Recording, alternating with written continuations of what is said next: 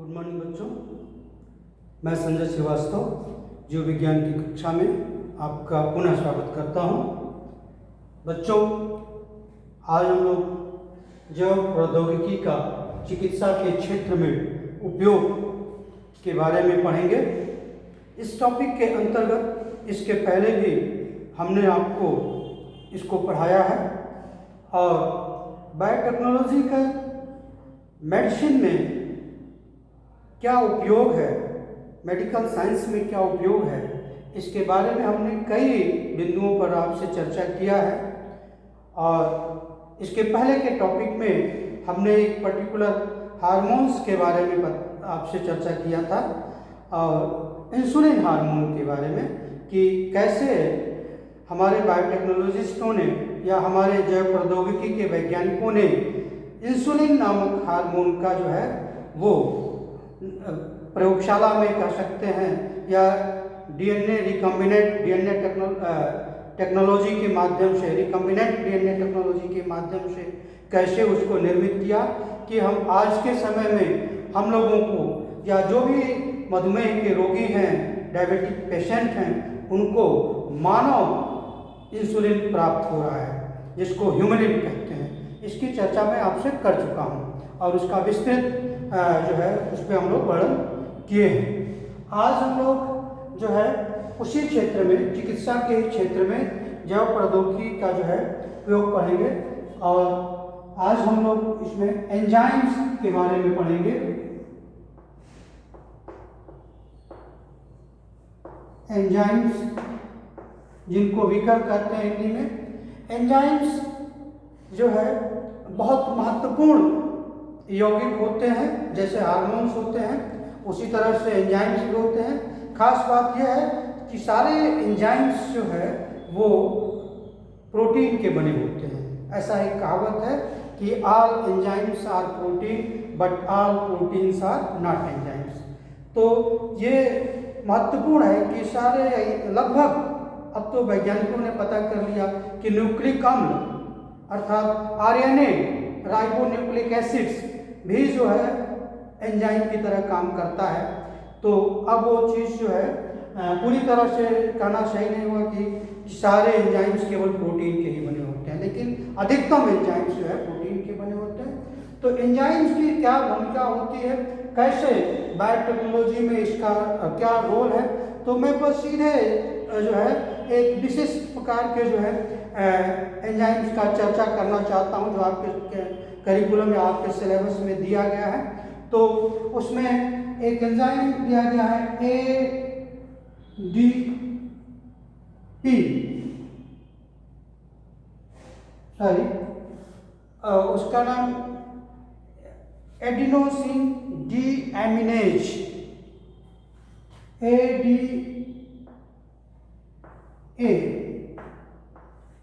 Adenosine deaminase. वास्तव में ये एंजाइम जो है मानव शरीर में एक विशेष प्रकार के जो है कह सकते हो कार्य को अंजाम देता है जो पूरी तरह से हमारे प्रतिरक्षा तंत्र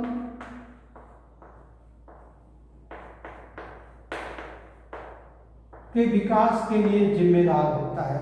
जो हमारा इम्यून सिस्टम है, इम्यून सिस्टम उसके विकास के लिए जिम्मेदार होता है। आप हम जानते हैं कि जब कोई बच्चा या शिशु जन्म लेता है तो उसका इम्यून सिस्टम विकसित नहीं होता, बहुत अल्प विकसित या विकसित ही नहीं होता। जैसे जैसे वो बड़ा होता है 2, 3, 4, 5 साल के अंदर उसका जो प्रतिरक्षा तंत्र विकसित होता है। उस प्रतिरक्षा तंत्र के विकास के लिए, उसके प्रतिरक्षा तंत्र के विकास के लिए एक विशेष एंजाइम की आवश्यकता होती है जिसको ADA कहते हैं, एडिनोसिन डीएमिनेज। इसका पूरा नाम जो है एडिनोसिन डीएमिनेज है,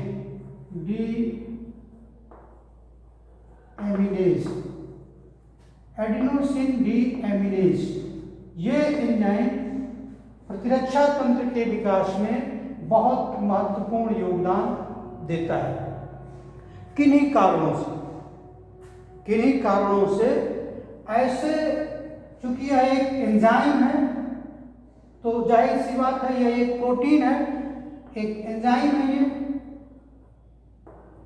जो एक विशेष पाथवे को, बायोलॉजिकल पाथवे को, बायोकेमिकल पाथवे को, जैव रासायनिक अभिक्रिया को जो है उत्प्रेरित या कैटलिस्ट कह सकते हैं आप, मतलब उसको कैटलाइज करने का काम करता है, उसमें उत्प्रेरक का कार्य करता है ये एंजाइम। तो ये एंजाइम वास्तव में किसी जीन के सक्रिय होने के कारण बनता है। अर्थात कोई जीन है, अर्थात कोई डीएनए मॉलिक्यूल है, क्योंकि हम जानते हैं कि जीन किसके बने होते हैं, डीएनए अणुओं के बने होते हैं।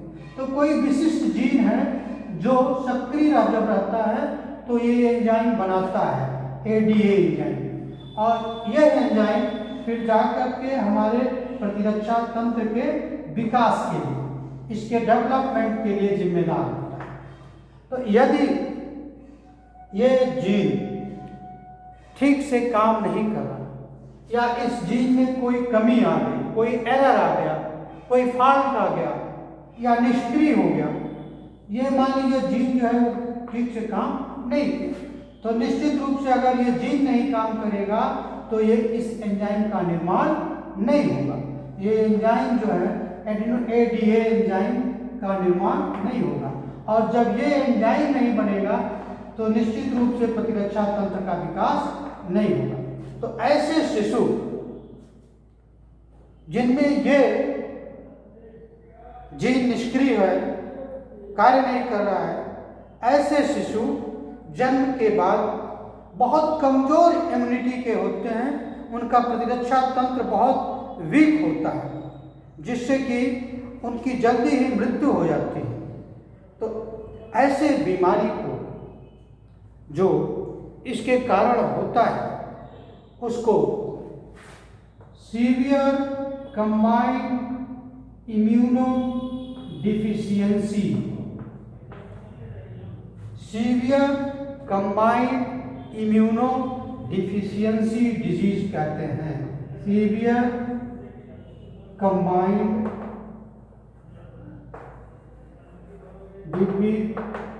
डिफिशियंसी सिंड्रोम या डिजीज कहते हैं। तो ये स्थिति हो जाती है और उस बालक की या उस शिशु की मृत्यु हो जाती है अगर उसका इलाज न किया जाए। तो सामान्यतः हमारे वैज्ञानिक करते क्या हैं कि इसके लिए हमारे जो मेडिकल फैसिलिटेटर्स हैं, जो डॉक्टर्स हैं, वो क्या करते हैं कि बोन मैरो थेरेपी करते हैं, बोन मैरो के माध्यम से ट्रीटमेंट करने का प्रयास करते हैं। लेकिन उनके शरीर से जो सफरिंग जो है कह सकते हैं इन्फेंट है, बच्चा है, उसके शरीर की कोशिकाओं से जो है वो खास करके लिम्फोसाइट्स कोशिकाओं को बाहर निकालते हैं और उनमें से जो है केंद्रक के जो डीएनए हैं, उनमें जो गुणसूत्र हैं, उन पे उस विशेष जीन की पहचान करके उस जीन का जो है सुधार देते हैं या कह सकते हैं उसको रिप्लेस कर देते हैं। तो इस जीन का जो है रिप्लेसमेंट किया जा सकता है इसके माध्यम से। और ये चीज़ जब ये जीन एक अच्छा जीन या काम करने वाला जीन इसमें जो है इंसर्ट कर दिया जाएगा भ्रूणी अवस्था में या अल्प आयु में बहुत, तो वो काम करने लगेगा और इस तरह से वो शिशु जो है इस बीमारी से बच सकता है। ऐसे ही जो है इसको ये पूरी टेक्निक जो है कह सकते हैं जीन थेरेपी के अंतर्गत ही आती है, जिसमें हमारे वैज्ञानिक एडीए मतलब एडिनोसिन डीएमिनेज एंजाइम को जो है बनाने वाले जीन को ठीक कर देते हैं। ऐसे ही अन्य भी उदाहरण हैं जिनके माध्यम से जो है कर सकते हैं चिकित्सा में जिसका काफ़ी उपयोग किया गया है। और ऐसे ही एक कह सकते हैं जीन डिजीज है जिसको हम सिस्टिक फाइब्रोसिस कहते हैं। एक दूसरा डिजीज है सिस्टिक फाइब्रोसिस। सिस्टिक फाइब्रोसिस एक जेनेटिक डिसऑर्डर है, एक आनुवंशिक बीमारी है। ये भी जो है एक जीन विशेष में एक पर्टिकुलर जीन है जिसको हम CF जीन कहते हैं। CF जीन ऐसे, या आप इसको ऐसे किसी भी तरह से भी लिखिए, ऐसे CF जीन है। ये जीन जब सक्रिय रहता है, काम करता है, तो ये एक विशेष प्रोटीन का निर्माण करता है जिसको CFTR कहते हैं। CFTR ये एक विशेष प्रोटीन या एंजाइम है कह सकते हो आप, या फैक्टर है। CFTR फैक्टर का निर्माण करते हैं। ये CFTR फैक्टर जो है एक कह सकते हैं जो हमारी एपिथेलियल कोशिकाएं होती हैं, कला की कोशिकाएं होती हैं, उसमें श्लेष को बनाने का, म्यूकस बनाने के लिए जिम्मेदार होती है। सही म्यूकस, ठीक से म्यूकस या सही म्यूकस बनाने के लिए जिम्मेदार होती है। अगर ये जीन CCF जीन अगर ये फॉल्टी है, मतलब इसमें फॉल्ट है, इसमें कहीं से गलती है, या कह सकते हैं कहीं से ये जो है खराब है, ठीक से काम नहीं कर रहा, एरर है, तो ये CFTR जीन का निर्माण नहीं करेगा, CFTR फैक्टर का निर्माण नहीं करेगा। और इस CFTR फैक्टर के न बनने के कारण जो हमारी जो एपिथेलियल सेल्स हैं,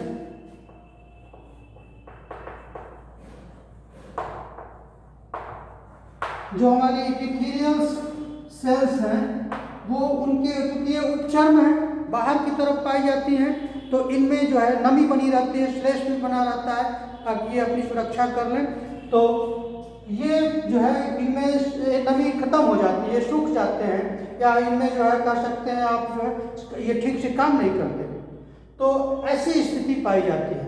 अगर ये चीज़ पैंक्रियाज या अन्य जगह है तो कोई बात नहीं, ठीक है, लेकिन यही चीज़ एपिथेलियल सेल्स के जो है ठीक से कार्य न करने के कारण अगर ये लंग की कोशिकाओं में, लंग सेल्स जो फेफड़े की कोशिकाएं हैं लंग्स में, तो लंग्स का आप जानते हो संरचना बहुत जटिल सा होता है, उसमें छोटी छोटी कोशिकाएं पाई जाती हैं जिनको एल्वुलाई कहते हैं।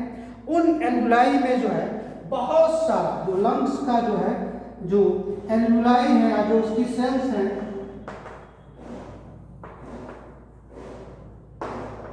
उनमें जो कोशिकाएं हैं उनमें जो है बहुत अधिक मात्रा में जो है श्लेष म्यूकस जमा हो जाता है, और इस म्यूकस के जमा हो जाने से वो जो फेफड़ा है वो ब्लॉक हो जाता है, उसकी कोशिकाएं भर जाती हैं, ब्लॉक हो जाती हैं, जिससे वो फूलना और पचकना बंद कर देता है, और यहाँ तक कि वो ऑक्सीजन लेना बंद कर देता है, ऑक्सीजन एब्जॉर्प्शन खत्म हो जाता है, और एक बीमारी हो जाती है जिसको हम सिस्टिक फाइब्रोसिस कहते हैं।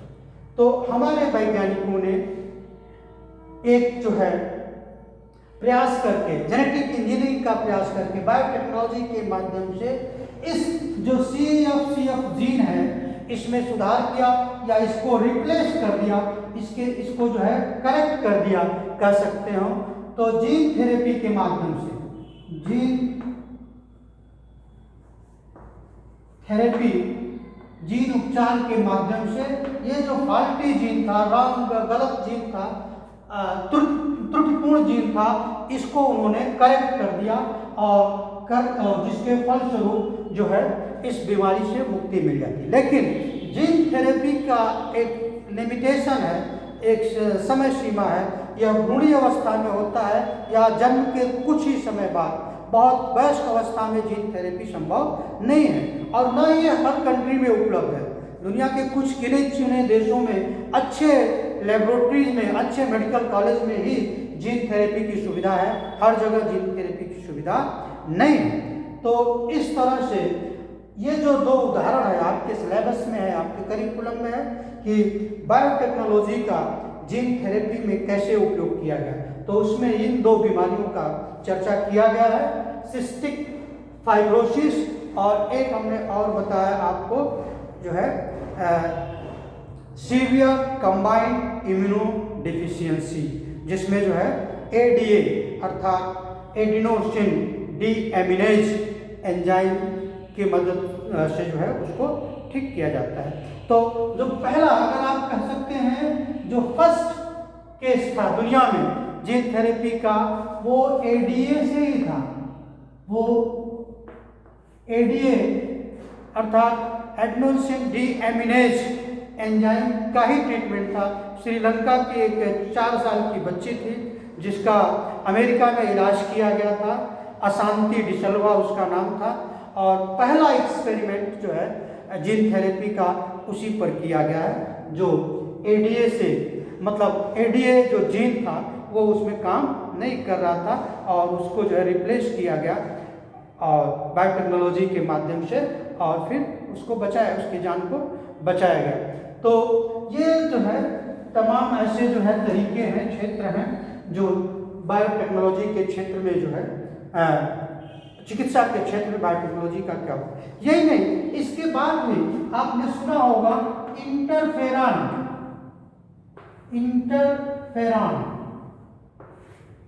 यह एक तरह का प्रोटीन है, या कह सकते हो एक तरह का एंटीबॉडीज टाइप का प्रोटीन है, जो विषाणुओं को, जब शरीर को जो है वायरल या वायरस जब इन्फेक्शन करता है, जब किसी जीव या हमारे शरीर में वायरस का इन्फेक्शन होता है, तो कोशिका उनसे लड़ने के लिए एक विशेष प्रोटीन का निर्माण करती है जिसको इंटरफेरॉन कहते हैं, अर्थात इंटरफेयर करता है।